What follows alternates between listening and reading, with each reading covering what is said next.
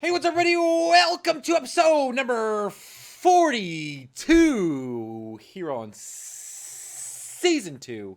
And today we are getting into my thoughts on jazz wealth. This question comes from Christopher Michaels, and he asks,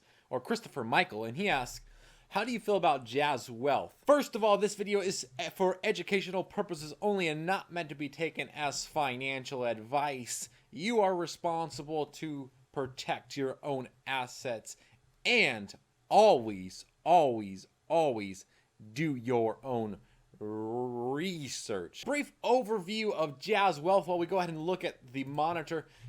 He's basically a financial advisor that kind of does a similar strategy from what I've been reading about on the website. Specifically, he does some kind of strategic investment strategy. From what I understand, it would be similar to like a pie chart or similar to maybe an acorns type of investing strategy into the market. He likes to, or Jazz Wealth likes to, invest into a lot of ETFs.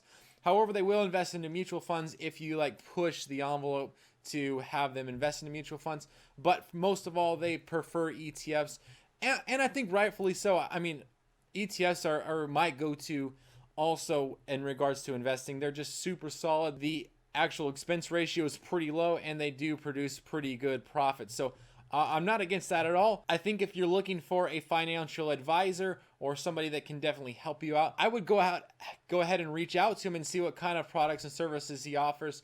I would also maybe pair that with reaching out to a top, maybe level investing firm also to see what kind of services they offer, and then kind of weigh out the pros and cons and see if there's not information online that maybe could help you along in your investment journey before you actually move into having a financial advisor help you out with your investment. However, this is his overall website. I do like the aesthetics of the website. It looks great. Right here is nice because he does got like chat with Chaz, which is he's the financial advisor and the president of the company. You can schedule a chat at any time. That might be something that me and him could do, is like, you know, have him on the show, which would be actually pretty fun. That's it. He does work with a company called Folio Client.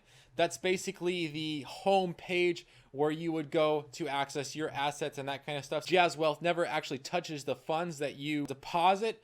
They just financially advise those funds. When you go to his like Facebook page, you start to uncover some, I would say not red flags, just some more yellow flags in regards to it. And it might be just their overall marketing plan as to getting the word out about Jazz Wealth. But when you go to their Facebook business page, you can see that they only have about 333 people that like this and 368 people that are following this. So pretty small business. I don't know if that means a whole lot to you, if that's something that you're concerned about. But for me, I would like to see maybe a more reputable company in regards to maybe their social media presence. That's just my personal opinion in regards to that. And then also, it seems like they don't do a whole lot of actually sharing information or sharing posts. It looks like they do a lot of native video sharing, which comes from their YouTube channel.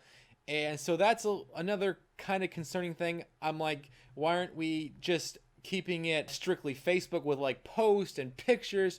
And why is pretty much every single post that I'm seeing, except for this one from A Note to Jazz, about YouTube channel and that kind of thing? So that might be something that's concerning. And then also on their Instagram, they got 582 followers. So basically a friend and family kind of account following. And then also in the top 9 posts, 5 of them also are promoting his YouTube channel. The other 2 are videos, which props for sharing videos. I think that's something, an easy way to get information out. Most of it is a link to check out our YouTube channel page. If you click on their LinkedIn link here, it'll take you to Dustin's actual LinkedIn account, which tells you that he's the president of Jazz Wealth. And my only concern is why aren't they just linking it straight to like Jazz Wealth LinkedIn business page instead of to the president's page?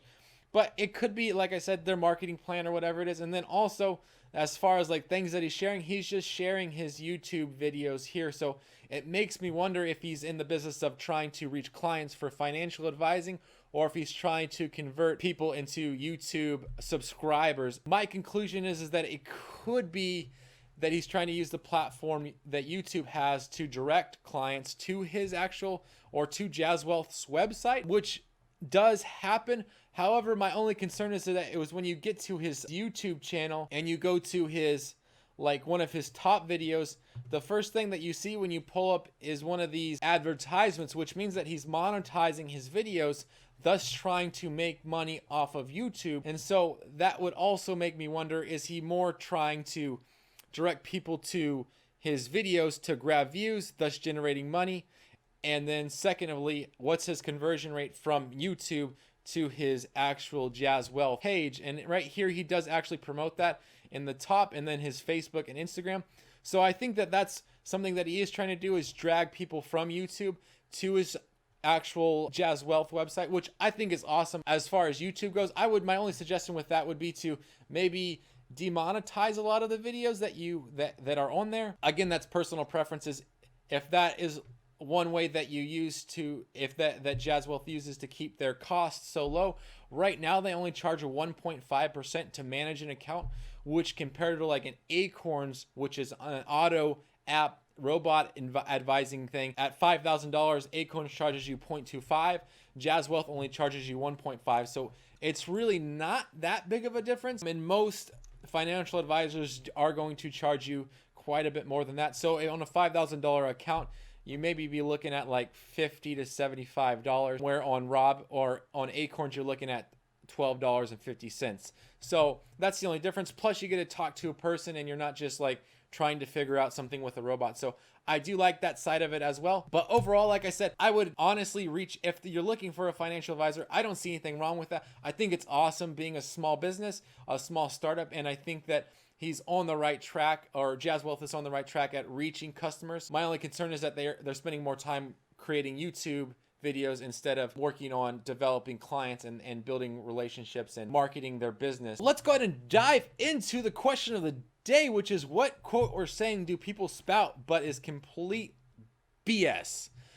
For me, it would be that 90% of the statistics are made up right on the spot. And we'll leave it at that. Anyways, like I was saying, if you had a question regarding business, Etsy coaching, as well as general investing advice, crap, messed that up. Stash, Acorns, and Robinhood, post those questions down below. Don't forget to subscribe up here in this corner and check out my Stash Recap January edition. Check out this other video right here. And as always, thank you for watching. I really appreciate it.